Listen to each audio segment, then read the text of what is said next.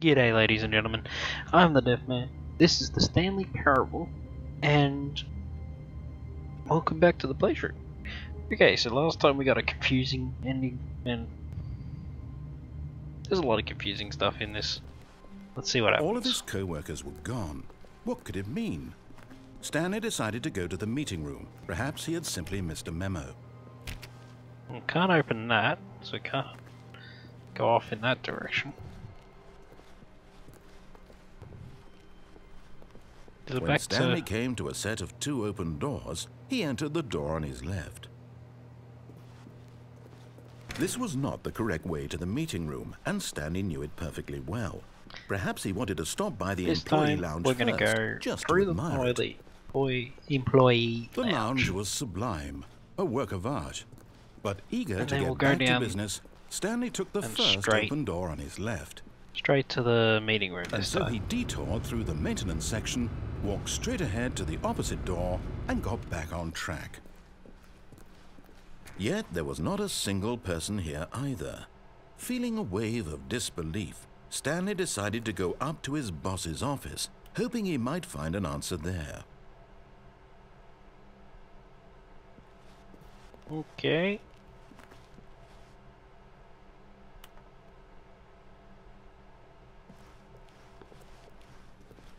Okay, so we haven't gone down the stairs. Stanley walked upstairs to his boss's office.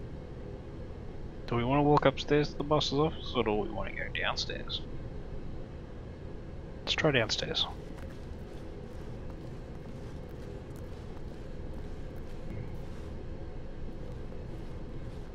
But Stanley just couldn't do it. He considered the possibility of facing his boss, admitting he had left his post during work hours. He might be fired for that. And in such a competitive economy, why had he taken that risk? All because he believed everyone had vanished? His boss would think he was crazy. And then something occurred to Stanley. Maybe, he thought to himself, maybe I am crazy. All of These loops are getting shorter. Mysteriously out of existence in a single moment for no reason at all. All these rooms are maxed up now. Logical sense.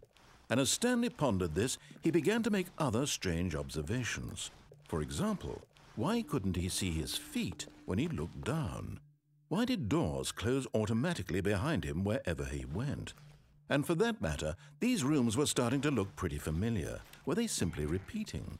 No, Stanley said to himself, this is all too strange. This can't be real. Okay. But at last, he came to the conclusion that had been on the tip of his tongue. He just hadn't found the words for it. I'm dreaming, he yelled. This is all a dream.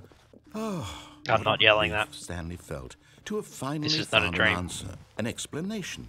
His co-workers weren't actually gone. He wasn't going to lose his job. He wasn't crazy after all. And he thought to himself, I suppose I'll wake up soon. I'll have to go back to my boring real-life job pushing buttons. I may as well enjoy this while I'm still lucid. So, he imagined himself flying and began to gently float above the ground. Whoa. Then he imagined himself soaring through space on a magical starfield. Whoa, whoa, no. It was so Okay, much fun, and Stanley marveled that he had still not woken up. How was he remaining so lucid? And then perhaps the strangest question of them all entered Stanley's head. One he was amazed he hadn't asked himself sooner. Oh, don't be. Why is there a voice in my head dictating everything that I'm doing and thinking? Now the voice was describing itself being considered by Stanley, who found it particularly strange. I'm dreaming about a voice describing me, thinking about how it's describing my thoughts, he thought. And while he thought it all very odd and wondered if this voice spoke to all people in their dreams, the truth was that, of course, this was not a dream. How could it be? Was Stanley simply deceiving himself? Believing that if he's asleep, he doesn't have to take responsibility for it? At least I'm getting some good exercise. Stanley is as awake right now as he's ever been in his life. Now, hearing the voice speak these words was quite a shock to Stanley. That is a shock. After all, he knew for certain, beyond a doubt, that this was in fact a dream. Did the voice not see him float and make the magical stars just a moment ago? How else would the voice explain all that? This voice was a part of himself too. Surely, if he could just... He would prove it. He would prove that he was in control, that this was a dream. So he closed his eyes gently, and he invited himself to wake up. He felt the cool weight of the blanket on his skin, the press of the mattress on his back, the fresh air of a world outside this one. Let me wake up, he thought to himself. I'm through with this dream. This is going to be wish disturbing. it to be over. Let me go back to my job. Let me continue pushing the buttons. Please. It's all I want. Let me continue pressing the buttons. I want my apartment, and my wife, and my job. I thought he didn't have a wife. All I want is my life exactly the way it's always been. My life is normal. I am normal. Everything will be fine. I am okay. That was just sad. And this is even sadder. Stanley began screaming. Please, someone, wake me up. My name is Stanley. I have a boss. I have an office. I am real. Please, just someone tell me I am real. I must be real. I must be. Can anyone hear my voice? It's getting red. Who am I? Who am I? And everything went black. Wait. This is the story of a woman named Mariella. Wait, what? Mariella woke up on a day like any other. She arose, got dressed, gathered her belongings, and walked to her place of work. Oh my. But on this particular day, her walk was interrupted by the body of a man who had stumbled through town talking and screaming to himself, and then collapsed dead on the sidewalk. And although she would soon turn to go call for an ambulance, for just a few brief moments she considered the strange man. He was obviously crazy. This much she knew. Everyone knows what crazy people look like. And in that moment, she thought to herself how lucky she was to be normal. I am sane. I am in control of my mind. I know what is real and what isn't.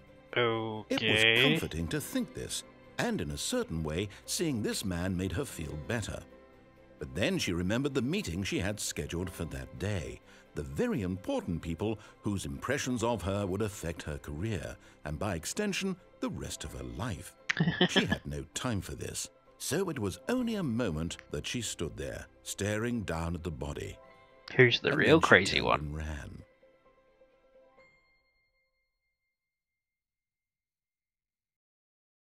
And we're back at the office.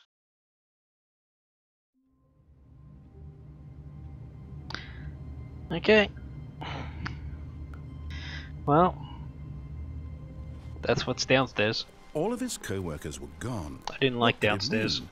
Stanley decided to go to the meeting room. Perhaps he had simply missed a memo.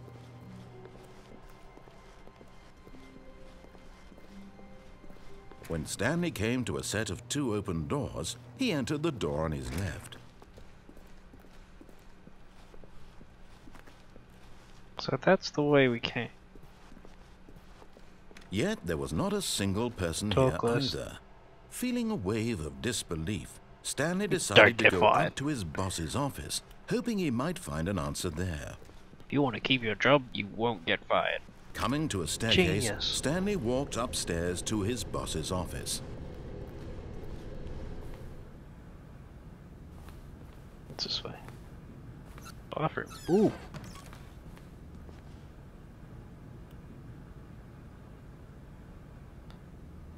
I've got the feeling money's for stealing, but not yours, of course.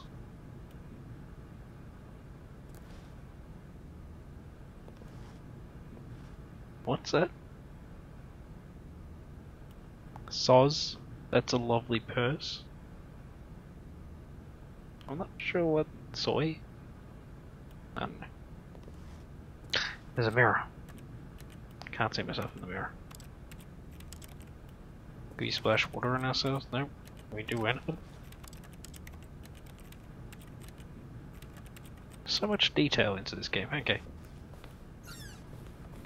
Might as well close the door behind us. Oh, thank you. Someone else got that. Oh, another computer. Nope. Okay. Oh my god. That is disturbing.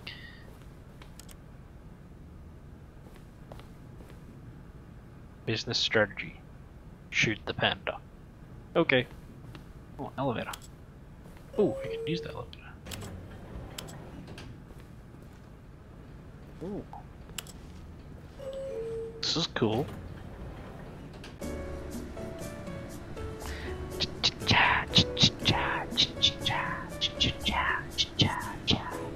Stand. Wait, what?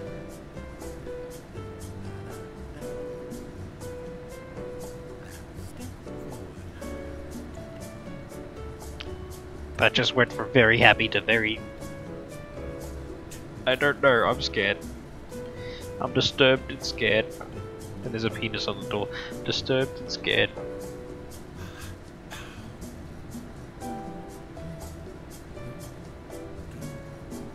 Is it the voice in my head? Oh, I can actually stop it.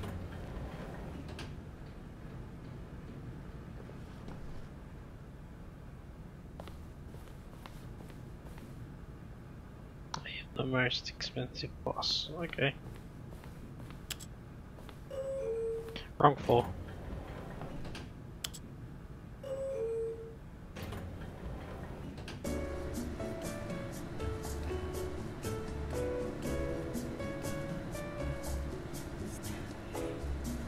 He does say Stanley. That's the step.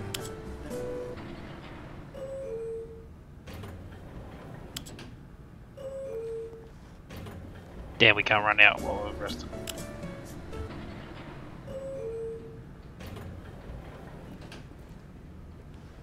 Okay, maybe you can ride the elevator for ages and it'll eventually stop, but I don't know. Stepping into his manager's office, Stanley was once again stunned to discover not an indication of any human life.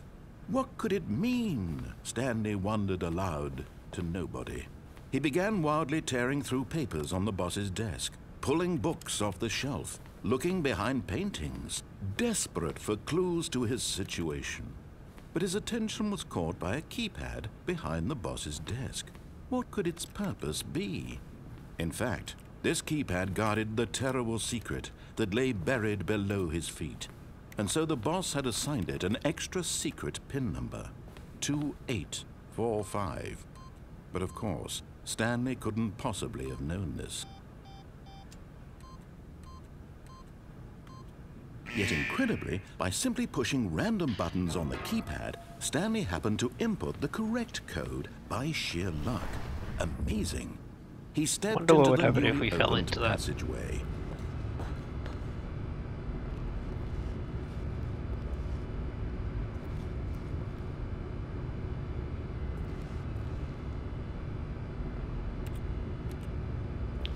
Okay, that was just creepy. Okay, let's go down this. Do do do do do do do. Hey, well, so far we're going the same way we went last time. Well, not last time, a couple of times before. First time, I think it was. Stanley walked straight ahead through the large door that read Mind Control Facility. I forgot about the escape.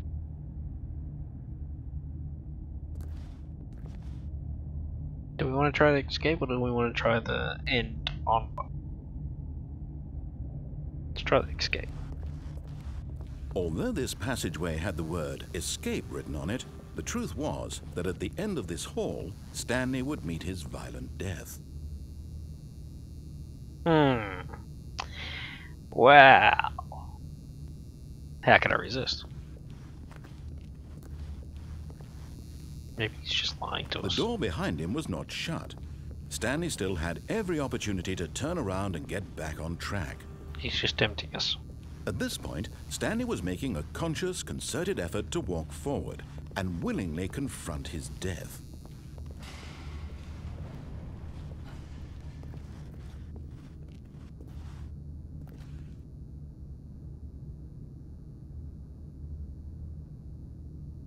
Oh.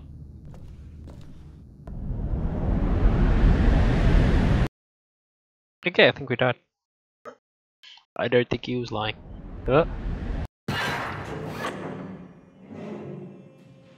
Ooh.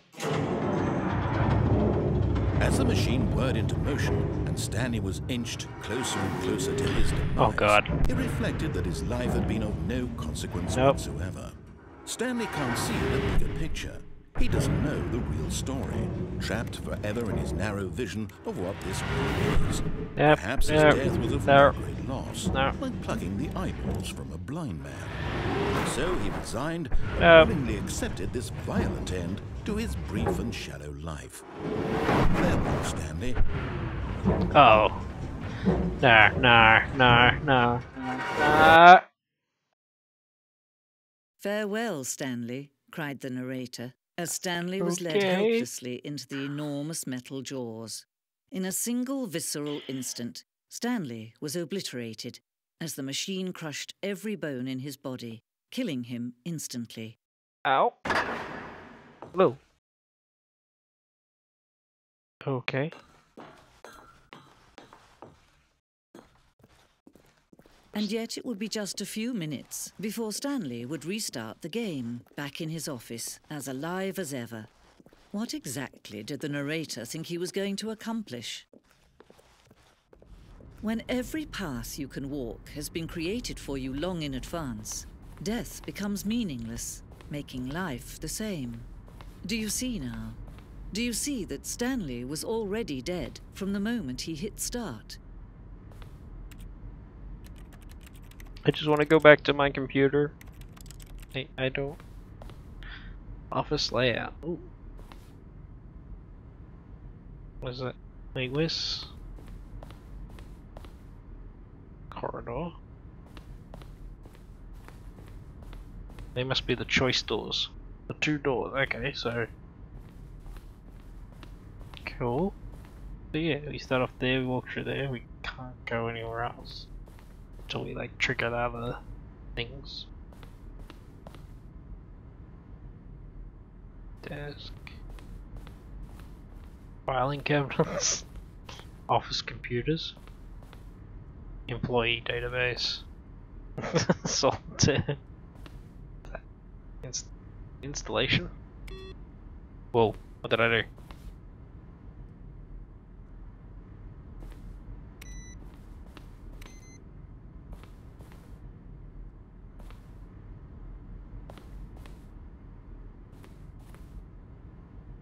Did I turn that back on or did it turn on automatically?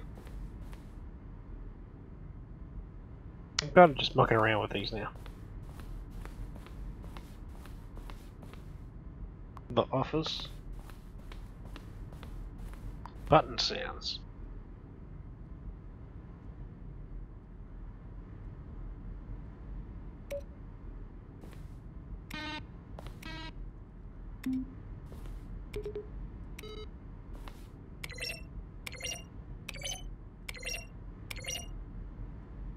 That's interesting.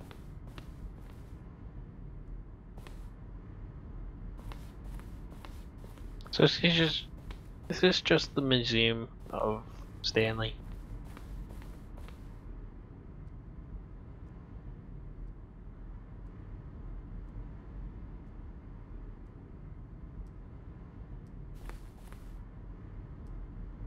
Green light. Green light. Oh.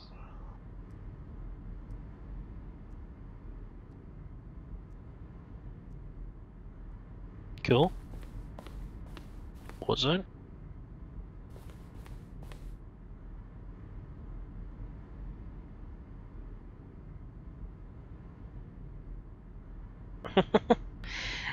Early in development, we designed an ending where Stanley would end up on a battlefield fighting aliens. The action game would become sentient and would wage war against the narrator. We realized shortly after starting to build it that it was far too dreamy and on the nose tone of the game. Interesting.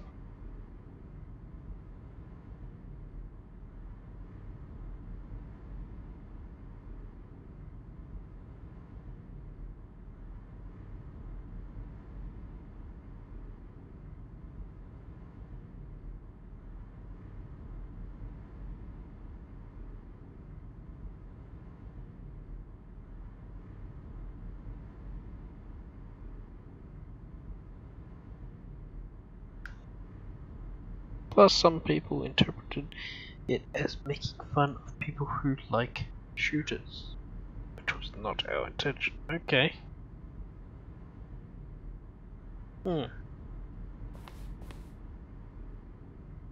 Alien base. Interesting.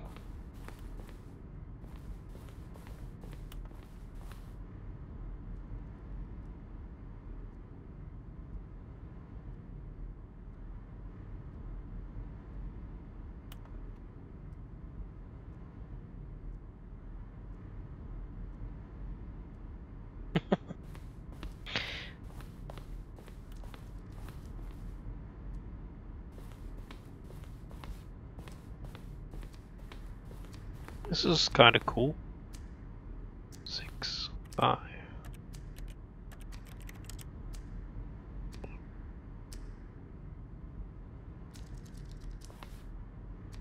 Apartment timer. Okay.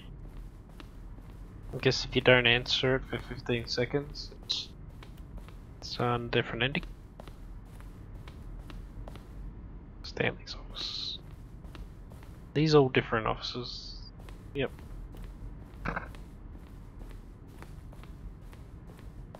What's down this way?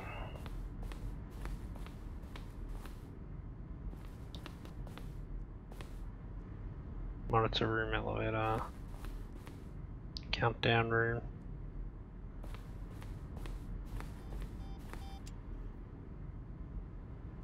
Countdown desk. Version. Countdown ending. Okay.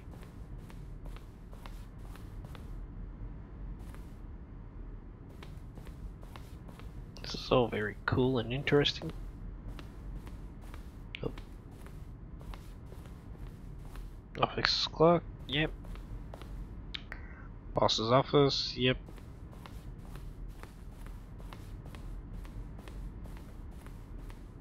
Employee lounge.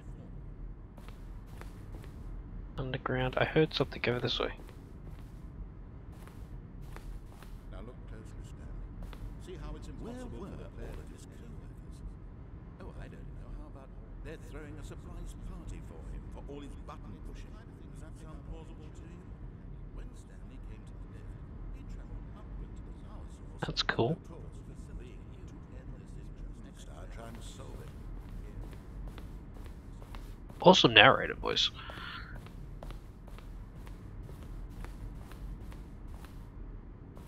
Okay, let's just get to the end.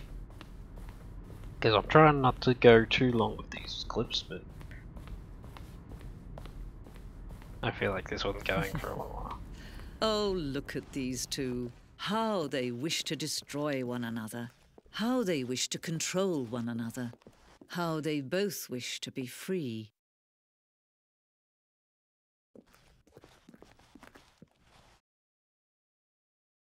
Can you see? Can you see how much they need one another? Not really, you turned the lights No, off. Perhaps not. Sometimes these things cannot be seen. But listen to me. You can still save these two. You can stop the program before they both fail. Push escape and press quit.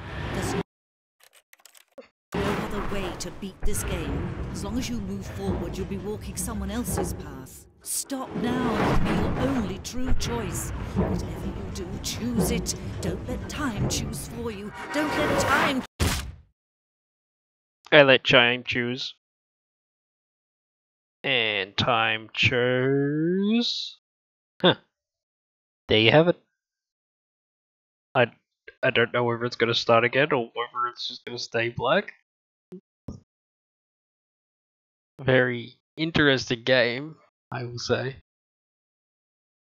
Well, I've got my dinner here, so I'm going to let this just sit and do its thing. I'm going to go eat my dinner, and if nothing happens, then I'll cut this whole part out. Okay, well, I'm back from my dinner, and the timer is at 3 hours now, and nothing's happened, so I don't think anything's going to happen, so thank you for watching. Hope you enjoyed.